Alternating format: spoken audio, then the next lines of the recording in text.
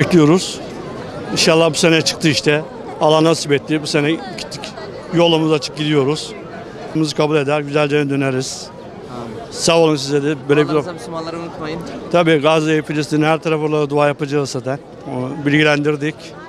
İnşallah bir an önce oraların rahata güzel kavuşması sağlar inşallah dualarımızla.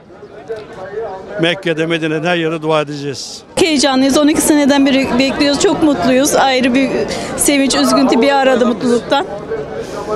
Bu kadar yani. Yapmayacağız. Onlar için öncelikle onlar için dua edeceğiz. Hepimiz için, Gazze için, bütün zorda darda kalanlar, hastalara şifa için, bütün herkes için dua edeceğiz inşallah. Rabbim dualarımızı kabul eder inşallah orada. 8. sene. 8. sene elhamdülillah şükürler olsun. 5 kişi gidiyoruz biz grup halinde.